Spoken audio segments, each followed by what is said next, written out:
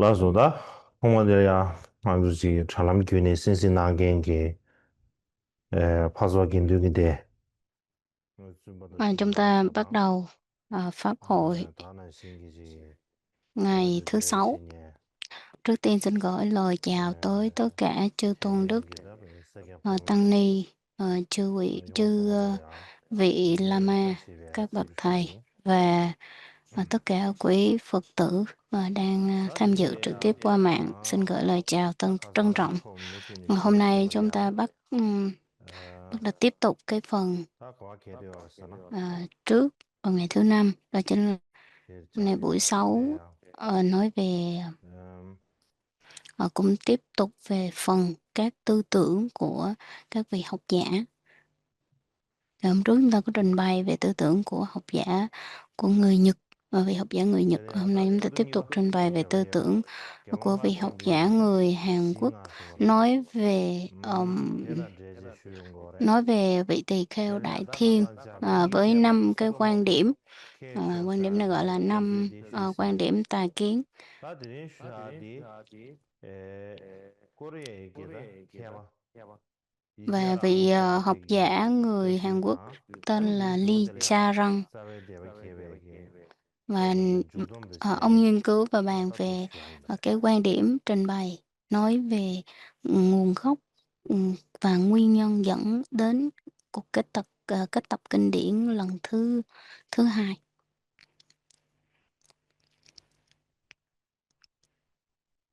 다 이자랑 뜻이 고 슈윤주 산에다 들으샤디오 가사디 Đối với học giả Lee Cha-răng này, 콩 꼬리 얘기다 낭비에 털리야 심주 낭기 케버체 안 콩기 đây là một 지도자기 trong những học giả rất là nổi tiếng nghiên cứu về Phật giáo. 안에 남의 긴둥기 Và năm 제 1998, ông đã 통계 xuất 규정하다 bản một 연구하기 bộ sách 결실사야지 nói về sự nghiên cứu về 제좀세나 nguyên nhân của sự 제좀 ờ, 뒤에 chia 나와네 rẽ 말한 tăng đoàn 심주바 마부지야 Phật giáo 로데기 thời 공수용 kỳ đó. 유송해 버렸어 안에 딜레이 뉴스안에 심주바 마부지기 Trong 홍기 đó thì có rất là nhiều quan điểm đáng chú 세바체데 ý. 토나 Những cái 아베 다나 điểm trọng 신기 yếu mà ông đưa ra đã 논쟁이야 thu hút và đánh 마부진도 dấu rất là nhiều điều từ các vị học giả 다샤브야 khác. 다다 이자랑사 Thì 케바체 nhiều nhà nghiên cứu khác 심지다 họ cũng 예치슈데 ờ, 도도 지지 quan 슈기다 tâm và sử dụng lại các cái trích dẫn của ông.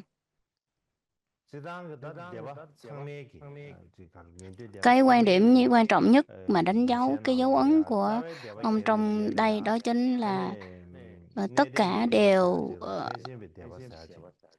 đều đồng 사회 tình rằng 대바니 là 같이 순고여봐 제가 cái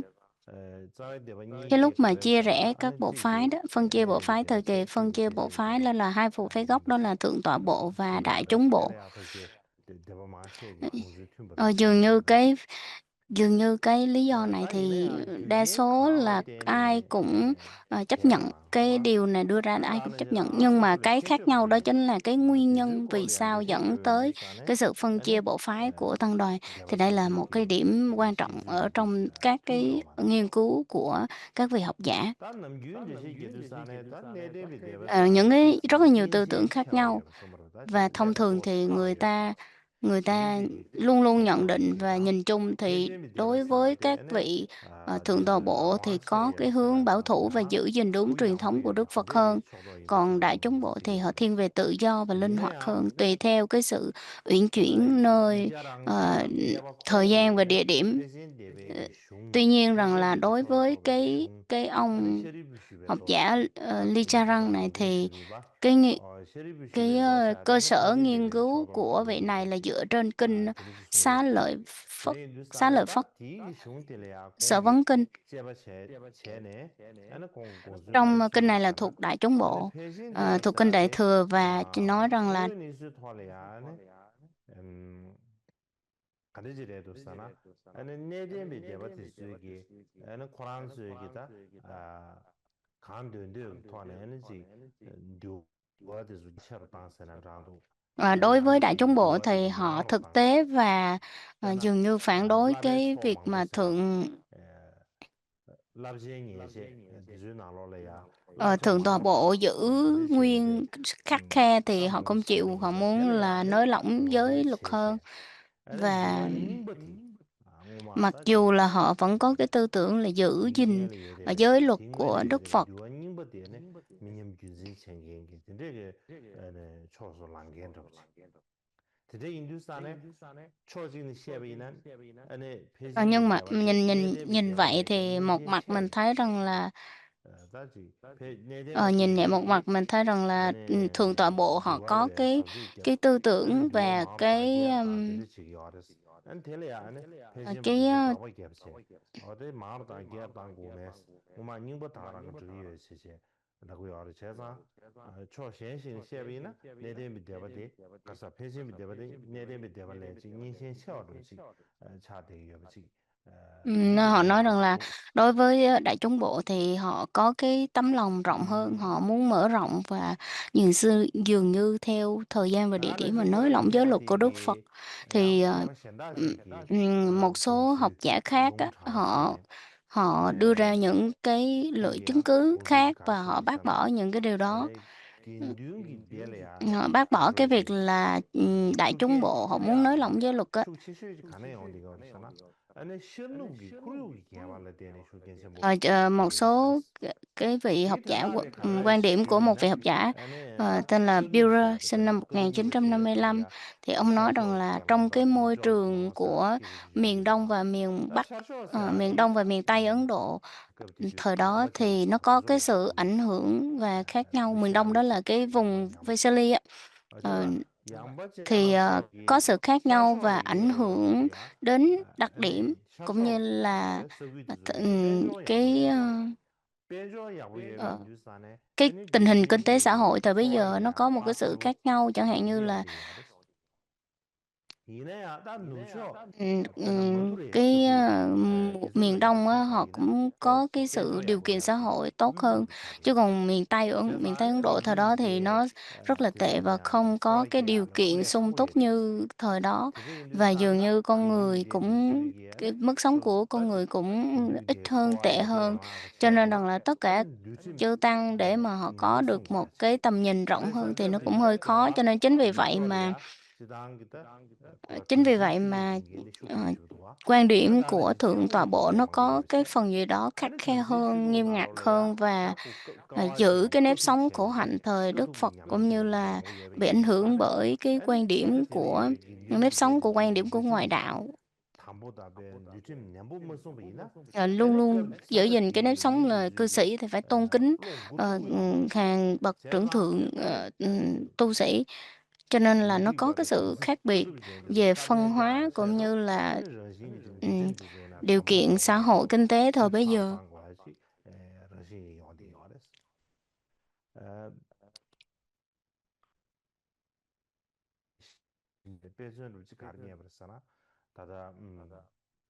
Labe forma bu saade. Labe forma bu saade ta da nga zu dunga denye ga nalon da nyeshe ki kor di imbare. Nyeshe ki kor somar wata di zu kor di chari ibre. Tele ya labe forma bu sungduwa. Labe forma bu saade tele ya ane liwa deba susu ki liwa nalon le ya keba karashoji kala kanzam shu shenpo ruzi yondi nga res. Cho nên là Labe ông forma Lee bu Che-rang này saade ông labje mới đưa nyeshe ra ki ya những cái sự khác biệt, đó là ta kachari yorosana cái turu giới luật chi ở tanda. trong Phật á, là cần nhiều Kema cái kundu giới luật gyalong hơn, di ấy je là de ông so sánh một số một số giới luật Nizhi để kula mà tele ya cần phải học tập và thực kuya hành mỗi tenda ngày, wa nhiều pháp hành hơn, kumse chẳng kula hạn như là cái saya cách mình saba cách đi đứng kebar doji kimba oai dambe nghi, deba tế chebe hạnh, chebe ya và chuyendam cái cách kari chebe chebe giữ cái chogo song chaba cách tende đi chige da khất thực, dikshiri chari và cái cách mà gặp tende cư chari sĩ thì da phải ứng xử như thế chi nào ringyur trong lục tạng các sena cái bộ phái đã nhắc ringyur tới, ka và konya vị này ờ, chuyendam gọi là làm dizu phổ tole biến ya rộng ra. ringyur song yebre Cho nên là tende ở đây nói nhiều về cái cách mối quan labe hệ, forma bu làm di sao deba cho shiki duwe người ta shugo nhìn nambe vào song Phật nambe giáo, nhìn vào cái manda đồ chúng của shu Phật, nó song có yebre một cái sự tôn trọng nhất định, thì đó là tele cái ya điều da khác biệt chidam Frank giữa cái Lizarang nghiên cứu của Frank ông Tongwa đối với những di người chane khác. ya Cho nên là cái việc dựa vào trong bài ở đây thì tôi dựa trên cái cơ sở và những cái lời được trích dẫn của Lee Gia Răng và sau đó thì giải thích thêm vào. Tôi sẽ cho quý vị xem nhé.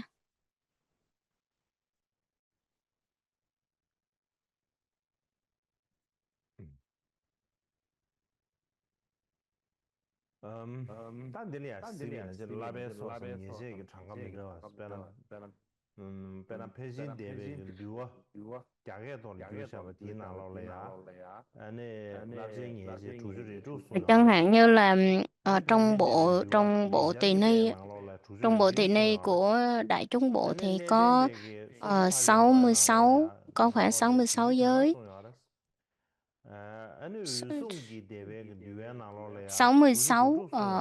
66 nhóm và các cái bộ luận khác thuộc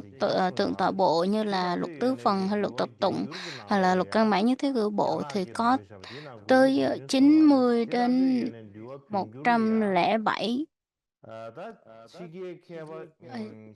lập như là giới học á, nó khác nhau ở cái phần học giới khi mà thọ giới, các cái giới đại giới lớn á, đại giới tỳ kheo thì sẽ có những cái gọi là các học pháp, thì các học pháp đó nó có sự khác biệt giữa các cái bộ luật với nhau. Truyền thông giữa các bộ luật với nhau nó có một chút sắc khác biệt.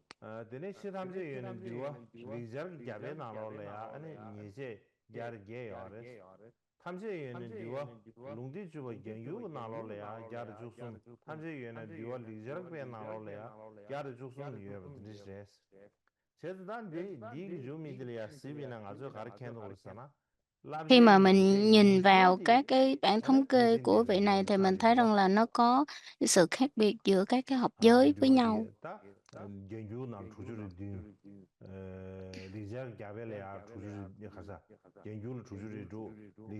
Ở trong 66 giới điều và nó có cái sự khác biệt đó là nó không có nó không có khác nhau quá 60 lần. Cho nên là như luật tứ phần này kia thì có 99 cho tới 107. Thì nhiều nhất đó là của căn bản nhất thiết hữu bộ là dường như cái phần mà các học pháp ấy nó nhiều hơn.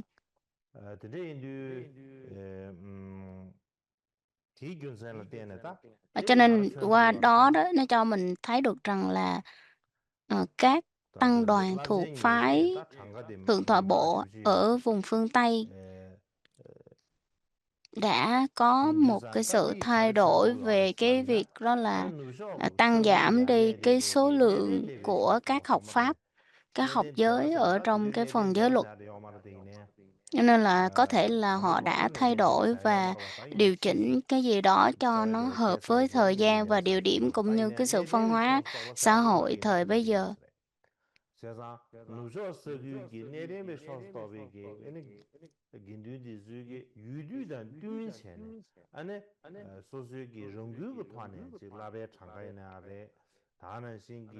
Cho nên là dường như họ thay đổi để có một cái nhìn tốt hơn về tăng đoàn để nó hợp với thời gian cũng như là địa điểm thời đó. Nhìn chung cho nó đẹp cái tăng đoàn và dường như là được cư sĩ ủng hộ.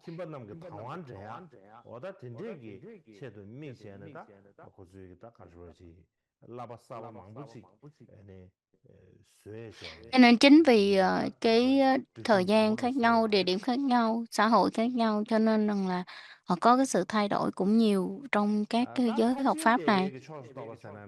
Đối với đại chúng bộ thì họ lại giữ gìn những cái điều giới học này, cái giới học pháp, học giới này họ giữ y nguyên chứ họ không có thêm về cái phần học pháp này.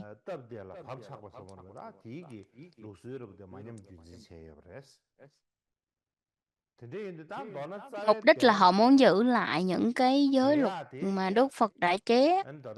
thì nó sẽ đơn giản và tiện lợi hơn, họ không có chỉnh sửa gì ở trong cái phần mà các học giới này hết. Cho nên rằng là trong Hàn Quốc thì cái sự mà chia rẽ các phân chia bộ phái đó là không phải do một nguyên nhân cụ thể, chẳng hạn như ờ, ừm, thập sự gọi là 10 điều hoặc là ngũ sự là 5 điều, mà có thể là sau khi Đức Phật nhập Niết Bàn, sau khi Đức Phật nhập Niết Bàn và Phật Pháp truyền bá đến những vùng khác nhau, dần dần thì phát sinh những cái đặc điểm giống như là làm sao để Phật Pháp có thể phù hợp hơn so với địa điểm như thời gian và lịch sử của cái vùng đất đó. Nó có mối liên hệ rất là lớn với cái địa phương nơi đó. Cho nên rằng là có thể là kết quả nó sẽ đạt được cái kết quả nó sẽ do những cái phương pháp khác nhau, những cái đặc điểm riêng, đặc điểm chung của từng vùng mà nó hình thành. 유수 검시 민다와다 럼루 민다와 대술래 댄체네 아니 인두기 데 이제 카소소 마게 까메도 춤바 드니지 이바지 코랑 드즈르 드니지레샤 음 다도 대안조디 지 누저기 인두마 디즈기 다 산에스 텔리에데베게다 지 김바 디즈기 Còn đối với những cái tỳ kheo 야요토야라 mà 쳐서 뉴짐 다음으로 단 거야 라바 실차로 단 거야지 런신기 용디어스 아니 샤쇼기 긴뉴마 디즈 đối với 코랑 các vị tỳ 토에 kheo ở 토네 야다 phương 헤트라네 Đông, phương 책임에게 Tây á, 있는다 thì họ nghiêm khắc 오만은 hơn 시 và giữ 누저기 gìn các cái 지 tiết, 뉴와 những cái điều nhỏ 닝버디 nhặt ở trong giới 민영규 luật. Cho nên 진체네 là còn tăng đoàn ở phương Đông thì họ duy trì cái truyền thống 타마타마들은 cũ, nên là cuối 고랑이기다 cùng thì 지 do cái 덤보다는 sự cái 고랑지 quan điểm nó 가르에 khác nhau, 지 nó 쿨루기 không có hợp 땡기다 nhau, nó có một cái 도라지다 sự bất 에너지 đồng mà 빈심과 차비 chia 있다 rẽ. 에너 Và 텔레 chính vì 댄체네 vậy, 르베신도 베티 가르쳐야지 theo thứ tự họ 디라지 đã 차제 초니스 개과로 근데 좀 그랬어 다나 신기 다다 코리아 개발 이자랑 사야되게 공기 심주버 소리야 공기 뮤구시 나도 뮤구 가르나 알사나 아니 폐지베 되게 ờm, 무슨 양결 ờ, 심지 cũng 도도스 vì vậy mà cái vị học giả Lee Charang này, 아니잖아 ông kêu gọi rằng 딩에야 là các nhà 심주버 nghiên cứu thì 망버티기 cần nghiên 아베게 cứu 되게 lại 파메베 Đại Chúng 초기 Bộ, 시다 그러죠 và từ cái góc nhìn nó 베덴데 thiện 바티시 cảm hơn 파예와 và 제가라도 nhận 닝지 định Đại Chúng 도시기 Bộ, và 독수님베 ờ, 시다 야베시 một cái 아니 cái tông 대신에 사다 phái 파메바 시라지 gọi là không đi đúng giới luật 독수님베 của 기조 Phật là 마데베 không có phù 아니 hợp, cho nên 근종도 là 제대 버리 cần 딘지베 tìm 도르지 hiểu về 제 느낌이 cái việc này, dường như cũng là duy trì được, bởi vì cái 대신에 nhóm này họ 코란도 cũng là một trong 슝데베야 những cái nhóm mà duy trì giới luật 대신에 ban 제 đầu. 통내 전에 지금 뇌맥이 세난라도 딱 한다 ngane yue de be ji luo ning ba de so minyam gyu zin chen ne te sung Mặc ju che de dù be chen mình thấy rằng là họ có một cái ưu điểm, sung ju đó che là de be họ chen luôn de duy yu sa trì và pa me giữ ba che gìn da ge giới yin luật du che de của ge Đức me Phật. dos Họ ta không da phải de là ge những ne cái cha người ta tùy ning tiện, shen ge ning thích shen se nan làm da hay da thích tuyên bố cái anda gì thì ru làm zu đâu. ning ba Nó de le ya có những anda sung ju che cái ge sự giữ gu jo ge gìn truyền thống nhất ta định. chos to ba do cha de dos ta kong de su sha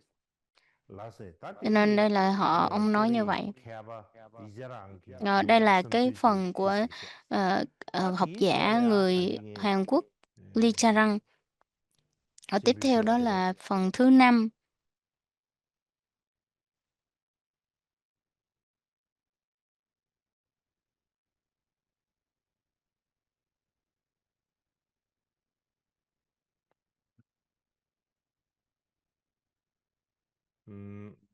죽돔 야들어 죽돔 야들 Thứ 5 đó chính là có sự kết luận về cái việc là phân chia bộ phái như thế nào, và quan điểm của các nhà học giả, họ đưa ra quan điểm như thế nào và kết luận lại đó 사베 là 데바 gì. 계주고래야단 죽돔 야지 다 텔레야 내종이도와 사베 데바 계빈 죽돔 딘디 케바 만체가 더주사 다 당기 공도 Thì theo quan điểm của đa 코리아 số các học 케베게 giả hiện 딘디 đại, 취스세 난 딩이야네 자뱅기 케바지 như trước giờ chúng ta 공기지 có trình bày hai quan 취스세와 điểm của một vị người Nhật 다 다다 và một vị 그래야지야 người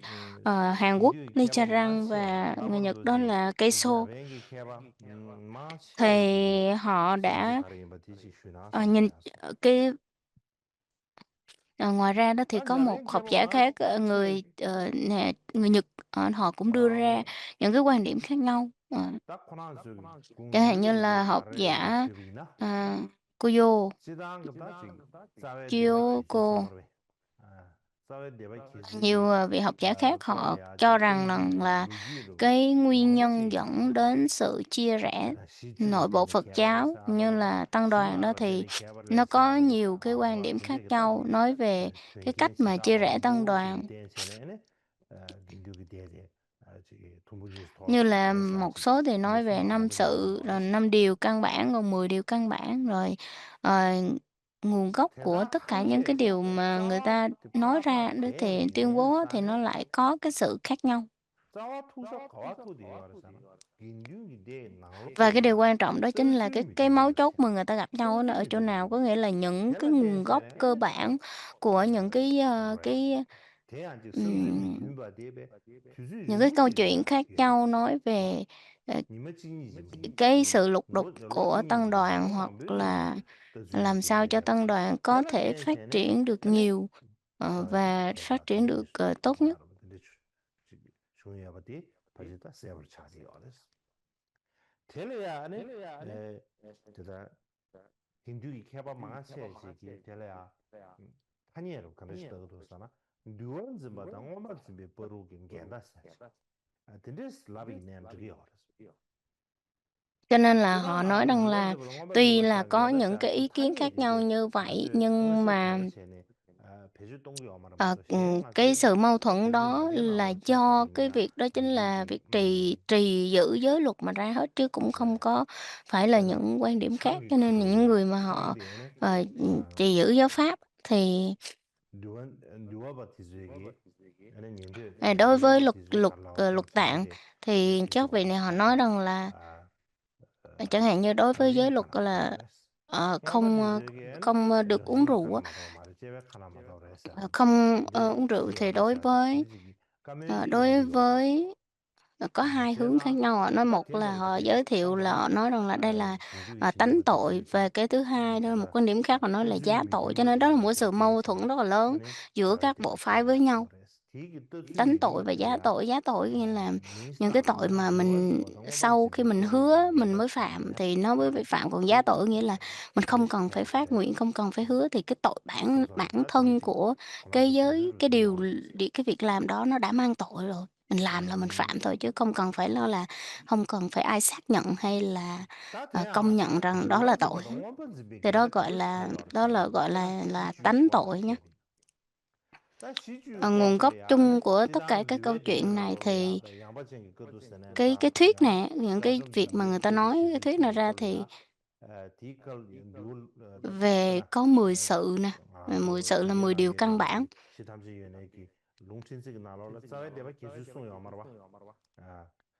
그것도 이번 지주송요 알아 사회 대박 지주송요 말 그냥 cấp thế là kiến thức bên nào Trong là Tỳ này gia thế tập đó sự là của Tây Tạng thì dường như không có ghi rằng là lý do tại sao mà tăng đoàn bị chia rẽ.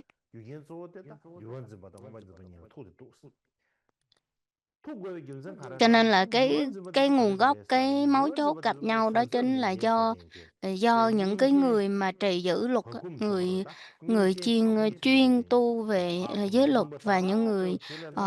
trì giữ chánh pháp của Đức Phật thì có cái sự mâu thuẫn.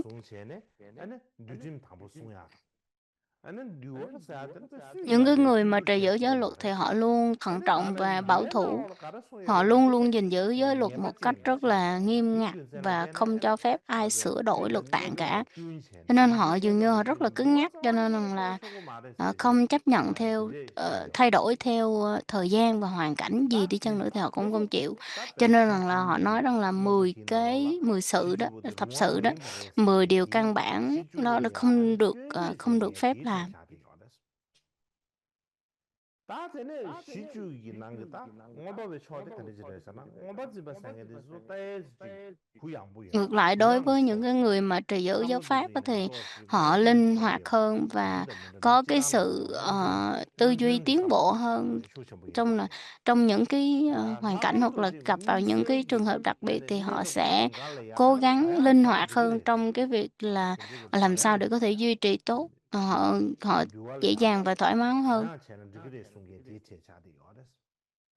다만 신 고주의 최기 인부세, 최기 Nên 인부들이 họ luôn coi 대체가 cái 뭐를 việc rằng là 찌르더라도 trì 대체마. giữ chánh pháp là một cái 아, điều trách 다만 nhiệm, 신 và 대단 내급을 khi mà 삼아 họ đã phát nguyện hoặc 말랭거라게 là những cái 대체가 lời 찌르게리네. 그 ký 대체부를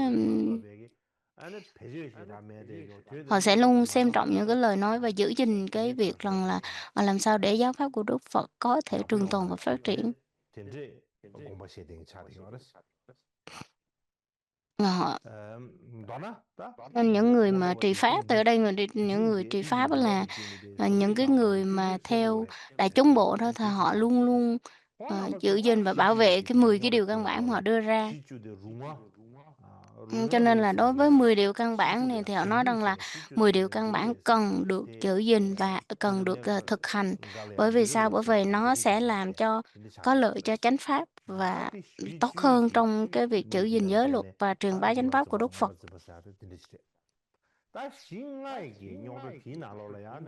Tiếp theo đó chính là mình nói về năm điều căn bản là ngũ sự, là năm sự. 다 대한 지당 그 시주 그 녀로 용단 대다 안에 시가 그 녀로 용단을 잡고 들어버리죠. Trong năm điều căn bản và 10 điều nó có những cái sự giống nhau, cái cách mà nó rắc rối thì nó giống nhau hết. Nhưng mà đối với 5 điều thì cái nguồn gốc xin lỗi, 10 điều căn bản thì cái nguồn gốc là nói về giới luật. Còn 5 sự là 5 điều căn bản thì nó bắt đầu từ cái quan điểm về đạo Phật mà các vị có cái sự khác nhau. Cho nên là năm điều đó, 5 sự đó thì họ cốt lõi, ví dụ như họ nói rằng họ nghi ngờ về quả vị A-la-hán, và cứ nói rằng là quả vị A-la-hán không phải là quả vị tối thắng, cho nên họ tranh luận về cái quả vị A-la-hán đó là gì, và những cái vị mà đã đắc A-la-hán đó thì có phải là cái quả vị tối thượng đã được đắc rồi hay không. Cho nên chính vì như vậy không có giải quyết được mà cuối cùng lại đi tìm những cái người mà trì luật đệ nhất thì họ có cái kinh nghiệm hơn, có nhiều phương pháp tu hơn và nhiều cái thời gian mà để mà trau luyện thân tâm của họ nó nhiều hơn. Cho nên chính vì vậy mà họ mới có cái sự là khác biệt và phân biệt như vậy. 최기 공부한테 알레베 야게 채웠잖아라도 알레 사버지 와저기 뭉시띵이 와 대라 댄시네 아니 또 누구 토네 두원즈 벌이야 교지 제도를 중원했어.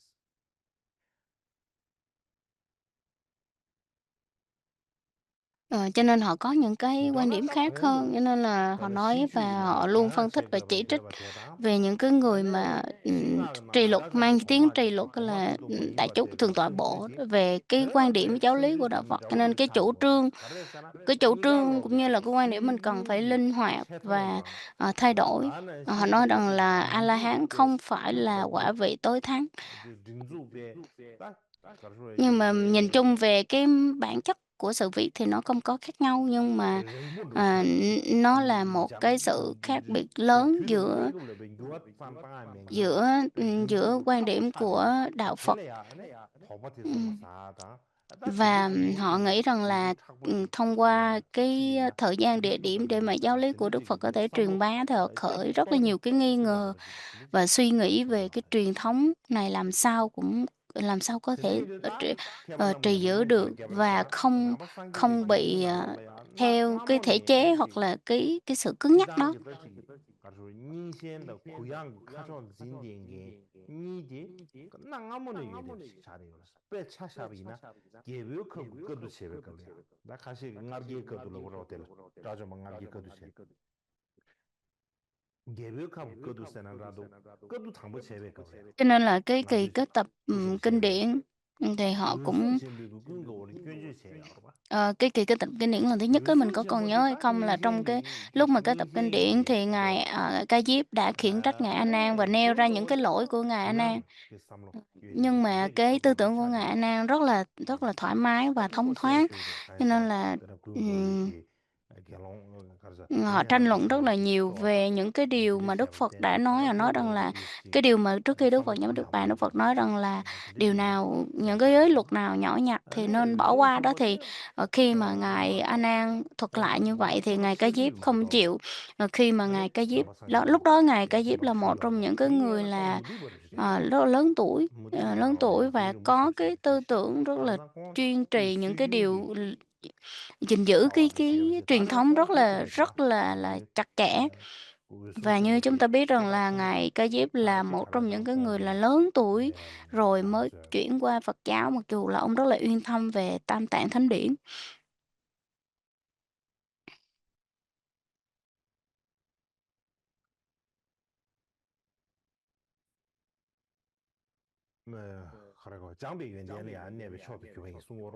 Nên Ngài Ca Diếp là một trong những cái người là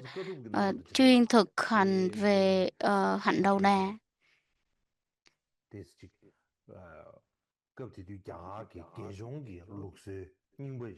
Có thể là bị được ảnh hưởng bởi cái truyền thống,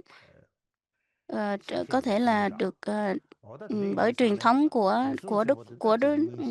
truyền thống khổ hạnh của Đức Phật thời bây giờ. Cho nên ờ,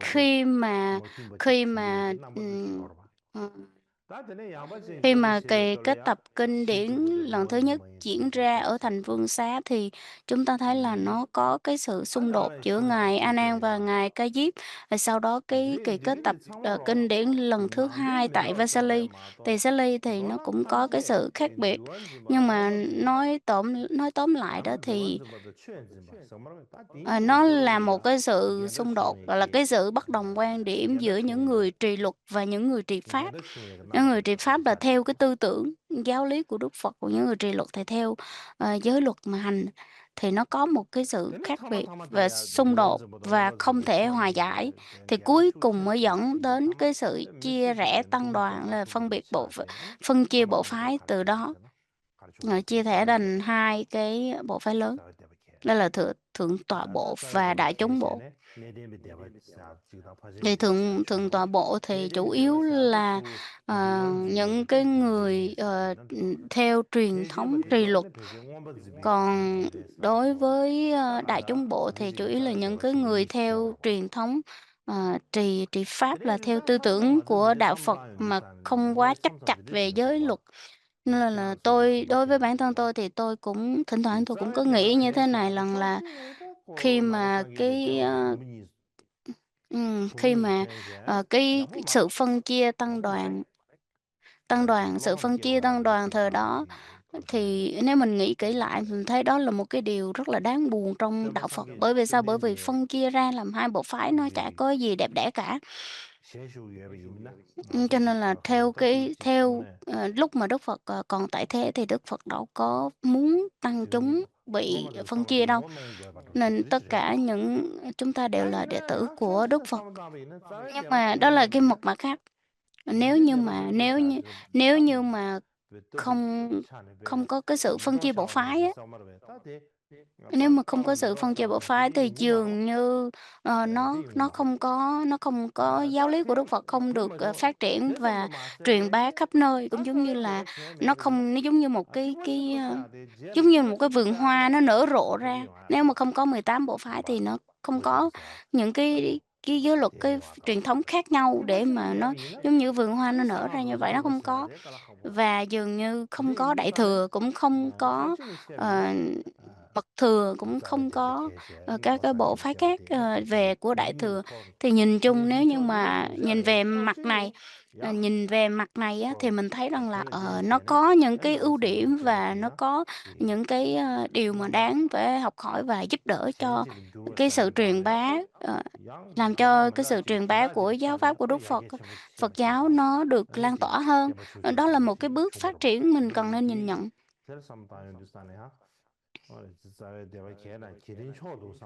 Cho nên là nhìn lại thì một mặt là mình thấy cũng không được hay, nhưng một mặt khác mình về việc phát triển Phật giáo lan tỏa ra các nước thì mình thấy nó cũng là một cái điểm rất là cần phải đáng được xiển dương. Và tiếp theo đó chính là Ờm, 其他呢，你送学cấp里啊，cái sự tăng đem về đoàn, cái tiết sự của lãnh có đạo cái tăng lúc đoàn sau thì khi sự Đức Phật suy nhập thì Niết bàn như có năm suy ngoái rồi thì đó nên tôi nên đã nhỉ có có trình bày suy sơ rồi lược suy nhưng rồi mà nên đó không có trình bày chi đó tiết. đó sự chúng sẽ ghé vào rồi xong rồi đó đem về tiết của có Tăng đem về đoàn tiết sau của khi thì Đức Phật nhập Niết chúng sẽ bàn ghé là vào rồi ai chỉ là là cái xong rồi người đó lãnh đạo rồi thế nên là ờ, thế thì sure chế vào tăng đoàn ya được phát triển như thế nào? sang cáiอย่างนั้นเดี๋ยวอุทิศตาตั้งบทเลยอ่ะเนี่ยอืม Trong thời gian Đức Phật rồi đó còn sang cái tạiอย่างนั้น thế เดี๋ยว đó จะ thì อุทิศก็เสียอย่างนี้เท่าเลย Ngài อ่ะ là เนี่ย cái người gọi ก็ là เสีย lãnh đạo ก็ tăng ละ đoàn แต่เสียชูเวก็เลยอ่ะ vàถ้าเต้น cái เนี่ย điều ยัง đó ว่าเลย thì เดี๋ยว dường เรื่อง như เดี๋ยว là รู้ mọi สิ่ง người ที่ ai cũng สุด công ท้าย nhận và chấp nhận cái điều đó hết. ถ้าเดี๋ยวมา大家เดี๋ยวมายังไม่เสียมาก่อนหรอวะถ้าเดี๋ยวไปกี่ส่วนเงินคนละ大家ก็เดี๋ยวมาใช้เยอะเลย Cho nên Đức Phật là cái người khai 네 뭐 gọi là 이게 시기야 khai sáng ra đạo Phật và 덴바 dường 치고 따다 như 미시네 không có 시기 ai 따라 bác 덴바 bỏ 치아리 cái điều đó 간다 và 덴바리아 nó 치아리요 thu phục thu phục được 다 그래서 lòng người. Cái điều này nó thu 우지메레야 phục được lòng 겐주기 người. 데다 Đó là sau 베스드미에야 본 này 통보 khi mà 차차르지야 Đức 본 Phật 통보되게 về 되야 già đó, khi 겐주기 Ngài lớn 데다 tuổi rồi 니기 징겐 thì 겐저버데 또 ờ, 세례보다 많은데 thì 그게 제기요래 Ngài Xá Lợi Phất và Mục Kiền Liên là hai cái vị mà thân cận 세례보다 뭔게 Đức 또 Phật và 고난이 có cái trách 런네 nhiệm rằng 그거 là 임베 quản 차네 lý cũng như là 정규 đảm 거지 nhận cái công 와서 việc 되게 của Đức Phật. 우지 뭐에 토네 Nhưng mà đây 우지게 là cái 이거는 vai vế 요마 cũng như là cái công việc thì các vị 우티게 chỉ là 우티게 những cái người 다자가 코란 phụng 차리요 sự và giống như là thị giả 다시 thân cận 거리야 của Đức Phật. 베이징기 또 우주를 겨우지 버르도 우주를 겨우지 Nhưng 아니 mà 저 nhưng 세례보다 mà Đức Phật 뭔게 vẫn 되게 là cái 섭섭해 người là 아니 공기 그에 때문에 긴중이 되게 giáo chủ và lãnh đạo 되다 tăng đoàn. 지 우지로 책임 너도지야 Cái lúc mà 근데 Đức Phật lớn 상계 tuổi rồi thì cái ngài Đề Bà 우지 Đạt Đa á, Đề Bà Đạt Đa là 나라시 thấy 보셔야 như 돼. vậy mới 다 có cái 되래 ý định 안에 là thay 상계 thế 딱 그냥 차고나 Đức Phật cũng như là 딱 thay 그냥 thế Xá 차고나 Lợi 뭐 Phất và 이상하네 Mục Kiền Liên, 리고 nhưng mà 공도 do Đức 싹 Phật khiển 차고 trách 이게 và nghiêm 내세세네 khắc với ông quá thì 차고 릴리들로 Đề Bà Đạt Đa đã nổi giận và ganh tị, 기둥들로 xong là 시에테네 rời xa tăng 리겐사 đoàn của 주모가 Đức Phật và lập một cái tăng đoàn riêng, 리겐사 주모 không nằm trong tăng đoàn 걔네 của Đức 딴 Phật 뭔가 và 쳐야 luôn làm mọi 얘네 다 việc, nhưng là 되게 cố gắng 그 làm những cái điều 상계 다자가 때문에 gây chia 잘못하니 rẽ tăng 딴데데 đoàn, 코랑 là 긴중기 làm cho 지 tăng chúng 우지기네 không có hòa hợp. 헛당래 왕탕래야 그건 린두르산의 제토요 Mặc dù là ông gây sự rất là 저기 nhiều nhưng 세뇌로 mà không 리견산 có thể 뚜루로 nào mà 뚜투요마 đấu tranh cũng như 린두기 là 제자가 제르지냐 giành hoặc 앞에 là hoặc 상계 là so 그 sánh 책이 với 되고 cái 임베 việc 그 rằng là 세뇌되는 ảnh 리견산 hưởng 뚜투요 của Đức Phật 다 đối với 상계 tăng 양에는 đoàn, cũng không thay thế được 제차르지야 Đức Phật đâu. 나무 상계 Cho 베기 nên là 리기 우치세네 안도 cho nên là 나무 sau khi 상계 mà Đức 우치 Phật nhập Niết Bàn thì 수레스 라비나 수레스 그래서 집이나 좋아 양나 ai 상계 là cái 때문에 người lãnh đạo 무티데데 tăng đoàn, làm sao 제조도지 để 세계 mà 소르 Phật 수레스 라비나 giáo cũng như được 다 phát 되래야 triển 롱기 và 토네 có một 세단지가 cái 만두나 sự lãnh đạo chung, 되래야 cái người 세단다 mà 또 넘버 ảnh 송기지 hưởng và lãnh đạo 정규 난데기 thay thế 세단 Đức Phật 정규 và 난데기 có 세단 thể 정규 lãnh đạo 난데기 tăng 세단 đoàn. 지수네 Thì khi mà nói ở đây thì 세단이 nó có 되래야 rất là 어제 nhiều 신고할 cái 때 sự 세단은 니 khác nhau. Nó có 정규 난데다 정규 난데 송주산에 nó có nhiều cái sự 지난로 giải thích khác nhau về mặt lịch sử, nó có 정규 những cái 난데날로래야 truyền thống chẳng 정규 hạn như truyền 난데기 thống về Nam 런루야 truyền, Bắc truyền 이내야 và 투야 Tạng truyền. 그쪽에는 시합이나 아니 정규 난데인데 불규 난데인데 그지 카하는 Ờ, 차이어래 가야자 불규 Bình 난데인데 thường á, thì 저는 chúng 뭐 ta nghe 대가리 thường 잡아도 hay nói 수 rằng là truyền thống 축시야지 대가리 ờ, 잡아도 수 대가리 gọi là 파는 Phật 차리요 봐 giáo Nam truyền 불규 và Phật 된데 giáo Bắc 불규 truyền 난데인데 거라 수르벌을 차리야 thôi, chứ không nghe nhiều, 그래서 không nghe nhiều. Và sau 아니 khi mà Mật Thừa được 드림들이야 truyền bá thì 정규 chúng 난데 ta thấy 불규 rằng 난데 là 불규 nó 난데 có 순이 sự khác 아니 biệt giữa 덴베 테러도 Bắc truyền 시수지 순 và Phật giáo Bắc truyền 신화설자 và 다 Phật 당대 giáo 정규 Tạng truyền, cho 난데 nên là 시수지 chúng ta sẽ có ba cái điểm cốt yếu, đó là Phật giáo Nam truyền, Phật giáo Bắc truyền và Phật giáo Tạng truyền. Thứ nhất đó chính là ờ, Phật giáo Bắc truyền.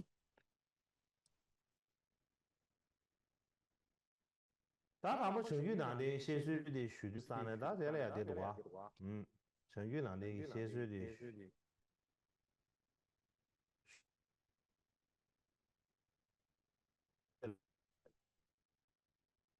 Mạng của ngài hơi yếu cho nên là nghe nó hơi bị, trục trặc.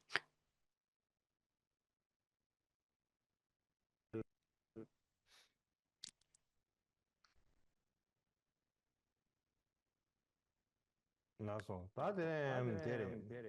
당보디에네 Chẳng kia nào nghe cái sóng số. tembe 데레 남다르 샤르샤와 Tên biết tên rập. 베요 요거죠 좀 tembe 데레 남다르 샤르 니바데 냥에메기 도저 소네 조에 데레 시세 나 숨바디 뒤에 되는 셴다 루유 이제 셴게 숨수사 나 Ở trong 튼지 này sẽ 숨게 chia ra 섭세 làm, ba phần. Trong phần mà Phật giáo Bắc 다디나 truyền thì 하고 chia làm 3 tembe phần. 데레 남다르 샤르 Thì cái sự truyền thừa, dòng truyền thừa, gọi là, các vị tổ tembe sư 데레 truyền thừa, 남다르 hoặc 샤르 là truyền thừa 다디 y bác 베세지레 베세지 của, 센샤레 Phật giáo Bắc truyền. tembe 데레 남다르 샤르 디原味 야나 왜 Ở trong 장애 đây thì 그 có một 야는 cái 되는 tác 순바 phẩm tên là Pháp Tạng Nhân Duyên 제자 Truyện, 유행사 là 와도 델라 소베기 do Ngài 굴샤베기 Tam Tạng, 데르고 남다르지가 데르고 các 남다르 ca dạ 갸겐달라 và những người khác 후파상 인유엔 전 vào cái 만도와 thời, 다들 Bắc 별려나 Ngụy, 답 대버지 규루입니다 là 아니 dịch 데르기 dịch 남다르시 ra. 지 규나 저기 Cái tên nó 다서 dài lắm nhưng mà 다 디나로라 ờ, 저 mình có thể dịch ngắn gọn lên là 상계베게 lịch sử các 꾸르네 vị tổ 데서 sư cũng 제레야 được. 나바 상계베게 우티 디스 간데스네 Và, 디고 trong này thì nói 다 về 나바 cái 상계베게 việc cái 우티 tình hình 다 Phật giáo 딩상 sau khi Đức 드라마베게 Phật 비즈 nhập Niết 나로래야 Bàn. 아니 Thì 신지시베 những cái vị 렌데비스도 nào mà 다 được, 드네드 bầu 체네 따가 chọn 체샤와르베 làm 스나나 những 디스 người lãnh đạo tăng 체샤와르 đoàn, 나바 상계베 템베 테르비 thì chúng ta 소 thấy rằng là trong Phật giáo nó khác 템바디에네 so 가사 với, 티비실레야 cái việc 데 mà lãnh đạo 테 đất nước. Chẳng hạn như mình có thể bầu 딘진야마기 được một vị, 딘진시보디와 tổng thống hoặc là 시크리차 thủ tướng, 드레지게 chủ tịch, 남베토네 nhưng mà đối 남다르샤 với Phật giáo thì nó lại khác, là không 다디 phải 규주에 qua cái 샤베샤 bước bầu 우티도 chọn, 딘사 규주에 mà là cái 샤베샤 người 템바디 trước 딩경비기 truyền cho 동기게 랭게 người sau. 들레다 담베 Nó có 템바디 giống như là 딩경비기 truyền pháp 동샤베게 ấn, 다베 truyền y bác, ở 알로다 đây gọi là truyền y bác. 닝독당 Nó dựa trên cái 다들 sự 그냥 truyền thừa này dựa 국제 trên cái 담몰라몰라 써봐 다들 công 우리 năng 송으로지 và cái hạnh nguyện, cũng 찌찌레네 như là cái sự tu tập 찌찌체야 của mình. 니지레도 다들 공도 다들 Cái điều 교류 này 대화를 á, nó rất là 티샤베게 quan trọng và, 때려보기 남다르샤 nó 답이 không chỉ đơn 기나로래야 giản nằm ở cái việc là, chuyển giao cái 때려보기 quyền, lãnh 세우시고 đạo tăng 다 đoàn, mà 디나로 nó 때려 là, 가세요 알았잖아 một 때려 cái sự, 민도와 giao 습습시요 trao 때려보기 truyền 용이 về 습습시 để mà duy trì cái trách nhiệm cũng như là bảo vệ và truyền bá chánh pháp như thế 그나로지 nào. 시비네 엄마로서 안데 루미 시나 맞다 땡에 Rồi chúng ta 참 có 진짜 thể 되잖아 nhìn vào cái, 고고세 벤도 cái bảng tóm tắt, cái bảng ghi ở đây đó là ghi số 네 thứ 다디 tự từ cái 루민들이야 số 루미 1 니요 tới 담베 때려 có 남다르다 2 cách, 사야되다 3대비 có hai 기버사야 돼 왕에는 3대비 기버사야 돼 có hai 그냥 cái thì, 라마마 와시에네 xong thì 때려 mình kiểu 기버사 thì, các 디기 vị tổ sư thiền, trước tiên là các vị tổ 템바치고 sư thiền, 고고세나 sự truyền thừa từ 다왜 các vị 때려 tổ 기남다르사 sư thiền. 디나로래야 때려 Thì, 당보디 thứ nhất đó 사게츠모 chính là Đức 야나보디 Phật, 숨시도 Phật Tham nói 근데 là sau khi 띵도 Đức Phật đã là 수벌 ngài 산에 Ca 제제 Diếp, 이번 xong A 예게 Nan, 아버지 sau rồi 기가 là Sana 기가 Hòa Tu, 미바가 rồi tiếp theo là 누가 Upakuda, 누더만디 Đề Đa Ca, 되네 Tỳ 못다 Xá 미드라 Ca, Phật 되네 Đà Năng 템바디 Đề, 못다 미드라 Phật 그거지 Đà Mật 영혼지 Đa, 다들 말씀 망부시도 아다 rồi Tỷ 때는 Kheo Hiếp. 줍줍바드 따게 세드 따야스 다들 Tiếp 줍줍바드 theo đó 리뷰다 là 줍줍바 아 Nu 대화다 Tu Na Tu Na Sa Đa, Mã Minh, rồi Ma Thiên tới 다들 Long 망부시 Thọ, 많이 도와 Đề 세상 Bà, 와주기 tiếp theo La Hầu La, Tăng Già Nan Đề, 대백이 Tỷ 때려 Kheo Già Gia 니나로 Xá, 예대백이 Kala 따야 Sa Đa, 이보다 막 가시 생 어디 도와 야 대삼도 마세베 rồi 강 위 Kuma La 천대게 Đa. 대백 공불루루다 아야 대화다 대주기 생다 어느 다나지 따양기 생디 수다 따게 있어야 돼 Cho nên là 고세 trong cái dòng truyền 디즈 thừa về 생디 các vị, tổ sư 너나 thiền này, thì chúng ta thấy rằng 대참이 là có những cái 때려 vị mình 민도 cũng biết, đúng không? Chẳng hạn như 미수 ngài Mã Minh, Long Thọ, 다 때려 탐색 탐만으로부터 Và 때려 가서 dường như là cái vị cuối cùng đó chính là 심하사 니슈즈비 바디 심하사 심하 Sim- 심하사의 Sim- 갤럭싱기 đó chính là 갤럭싱기사 ngài tỷ kheo sư tử 때려 탐한테다 Sinha. 갤럭싱기사 갤럭싱기사 된 Ngài tỷ kheo sư tử á, ngài sư tử là 가시 một trong những cái 가시미게 người 말이야 안에 sinh ra và lớn 갤럭싱기 lên tại cái vùng 되게 Kashmir 뭐대는 là 상이 왜 vùng của 땜마가 마가시다 되게 근육인데 Hồi giáo. 망보또 Cuối cùng thì 타나게 do vua 갤럭싱기 땜베 khi 때려고 mà 지금 vua 갤럭싱기데 Milakot 야쿠종 ở phương Bắc Ấn Độ đó 쿠쿠종한테 là xứ 땜베는 Cát 안에 Tân. 땜베 때려고 이거데 Cát Tân gọi là 체스 Kashmir 체스 đó. 제마 잼 Vì là vị vua này không có 잼에 thích Phật 대라 giáo 멋대로 cho nên là 살라고 땜베 phá 때려고 hoại tăng 이거데 đoàn 아니 이게 và 있네요 아니 되게 진짜로 갤럭싱기디 나다 가지 디아보티게 phá hoại tăng đoàn và cái vị vị vua ở cái vùng xứ Kashmir này đã giết cái tỷ kheo sư tử là ngài sư tử và ờ, cái dòng truyền thừa từ đó nó bị đứt đoạn. Thì đó là trong lịch sử. Thì tuy nhiên các cái nhà nghiên cứu hiện đại thì họ cho rằng là không thể nói rằng là trải qua 24 vị tổ sư này là cái dòng truyền thừa này có thật. Họ họ nói rằng là không thể nào mà tin 100% vào cái dòng truyền thừa mà mình nói ở đây. Có nghĩa rằng là họ đưa ra 4 cái lý do nha. 3 cái lý do. Họ nói rằng là ờ, quay chọn này, quay chọn này, quay chọn này. Thì cái bản này dịch ra tiếng Hán á, tiếng Hán vào thời Tây, vào thời Bắc Ngụy dịch ra, nhưng mà đây những cái vị mà những người mà dịch này đó là tên là các ca dạ và Đại Đức Đàm Diệu. Thì đây là hai người họ kết hợp với nhau để mà dịch ra cái bộ mà các vị tổ sư này. Và trong đó đó thì đây là hai người mà không phải đến từ Trung Hoa, cho nên rằng là cái việc dịch của họ đó nó có khác.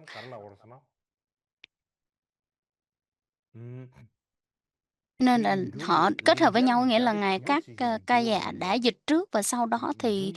theo Đại Đức Đàm Diệu đã dịch lại, thì họ kết hợp với nhau trong cái việc biên dịch lại. Và trong đó ghi rõ ràng về cái việc chỉnh sửa. Nhưng biên dịch lại có nghĩa là họ làm gì? Biên dịch, soạn dịch đó, biên dịch lại có nghĩa là lấy những cái sự khác biệt đó và kết hợp lại với cái bản dịch cũ, xong rồi làm ra một cái quyển mới, đó là biên soạn.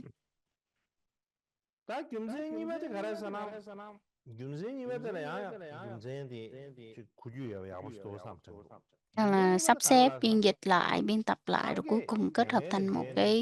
cái bộ sách. Và trong cái lý do thứ hai đó nha, là trong khoảng 100 năm sau khi mà Đức Phật nhập Niết Bàn thì tăng đoàn vẫn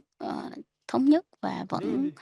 hoạt động tốt, và các thế hệ truyền thừa thì sẽ cũng giống như thời của Đức Phật và không có vấn đề gì đáng đáng đáng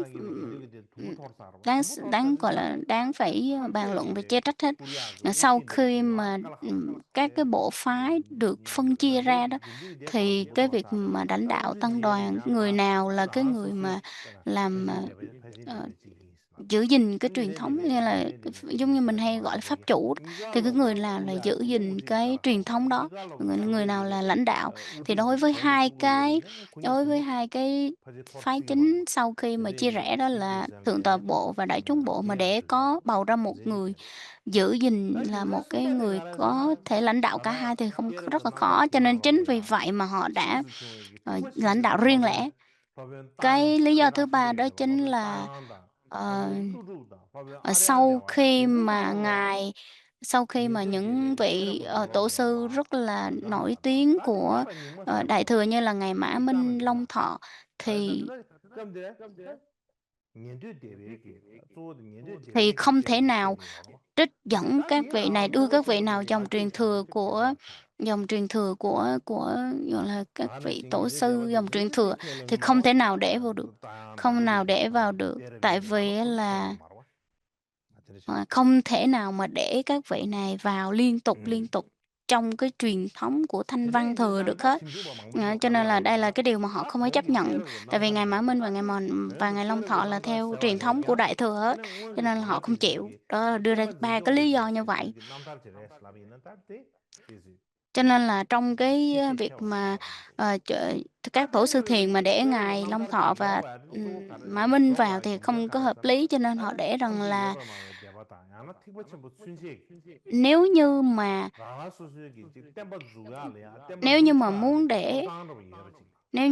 để cái tựa đề thì mình không thể nào để tổ sư thiền hay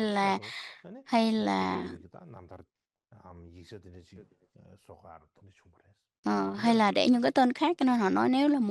muốn để tên là Nhất Thiết Khửu Bộ, các tổ sư của Nhất Thiết Khửu thì đã không có hợp lý. Hôm nay chúng ta tạm thời kết thúc ở đây ạ. Chúng ta sẽ tiếp tục vào hôm sau.